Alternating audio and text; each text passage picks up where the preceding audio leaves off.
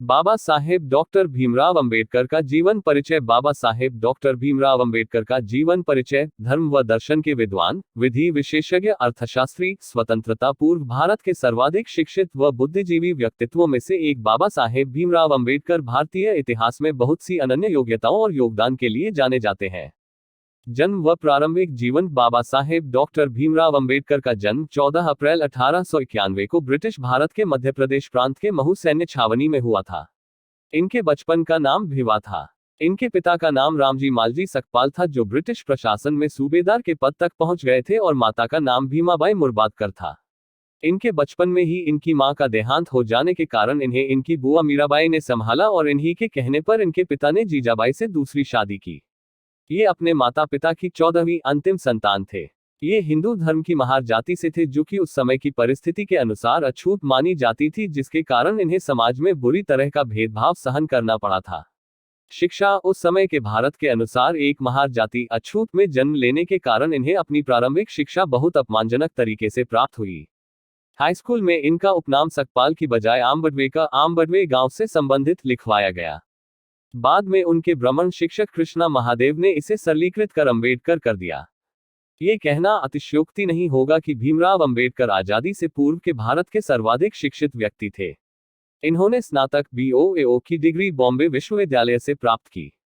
इसके बाद कोलंबिया विश्वविद्यालय में शिक्षा ग्रहण की और वहां से MOAO, POHODO और LOLODO की उपाधि हासिल की।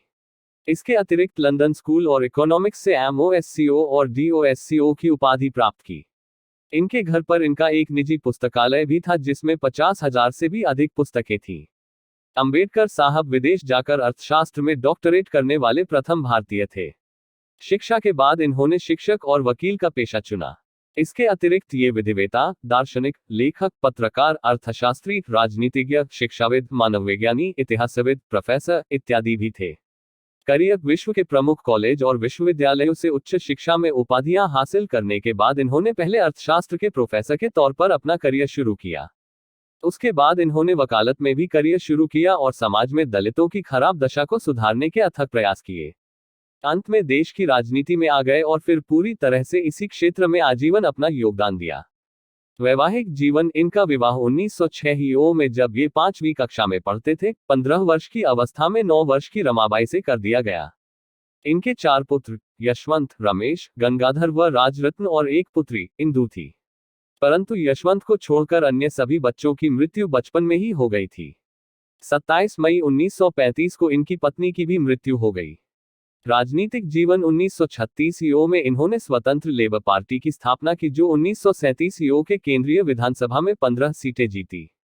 15 मई 1936 को इन्होंने अपनी एक पुस्तक एनाइलेशन ऑफ कास्ट, जाति प्रथा का विनाश, प्रकाशित की। 1942 से 1946 तक वायसराय की कार्य परिषद में श्रम मंत्री रहे। 29 अगस्त 1947 से 24 जनवरी 1950 तक संविधान सभा की प्रारूप समिति के अध्यक्ष रहे। 15 अगस्त 1947 को आजाद भारत के प्रथम कानून व न्याय मंत्री बने और 27 सितंबर 1951 को नेहरू जी को एक पत्र लिखकर पद से त्यागपत्र दे दिया। अंबेडकर 3 लोगों को अपना गुरु मानते थे: गौतम बुद्ध, कबीर दास और महात्मा ज्योतिबा फुले। इन्हें गांधी जी का समर्थक व विरोधी दोनों ही भूमिका में देखा जा सकता है। इन्होंने गांधी जी पर उनके गुजराती भाषा के पत्रों में जाति प्रथा का समर्थन और अंग्रेजी भाषा में पत्रों द्वारा जाति प्रथा का विरोध किए जाने वाले दोहरे रवैये की आलोचना भी की थी।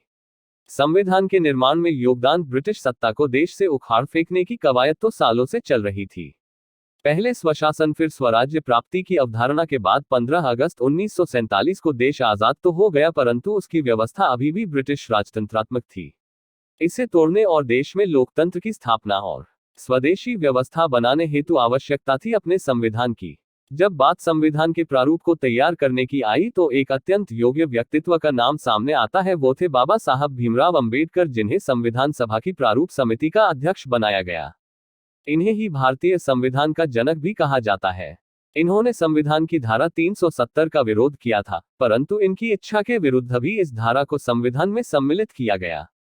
धर्म परिवर्तन। देश में सर्वाधिक शिक्षित व बुद्धिजीवी व्यक्तियों में होते हुए भी इन्हें हिंदू धर्म की जाति व्यवस्था के कारण समाज में अछूत नाम दिया गया। इन सबका उन्होंने लंबे समय तक बेजोड़ प्रयास किया, परंतु वे सवर्णों की जातिवादी मानसिकता को नहीं बदल पाए और अंत में 13 अक्टूबर 1935 को इन्होंने नासिक में एक सम्मेलन के दौरान अपने धर्म परिवर्तन की घोषणा कर दी। इसके बाद 21 वर्षों तक तमाम धर्मों का अध्ययन करने के बाद 14 अक्टूबर 1956 को इन्होंने अपने असंख्य अनुयायियों के साथ बौद्ध धर्म अपना लिया। धर्म परिवर्तन की घोषणा के इतने सालों बाद तक विभिन्न धर्मों का अध्ययन करने का एक कारण ये भी था कि वो चाहते थे कि जब वे धर्म परिवर्तन करें तो उनके साथ उनके हजारों अनुयायी भी धर्म परिवर्तन करें। मृत्यु, ये 1948 ईओ से ही मधुमेह से पीड़ित थे। जून 1954 से इनकी हालत बहुत बिगड़ने लगी और 6 दिसंबर 1956 को दिल्ली में इनकी मृत्यु हो गई। इनका समाधि स्थल चैत्यभूमि, मुंबई, महाराष्ट्र है।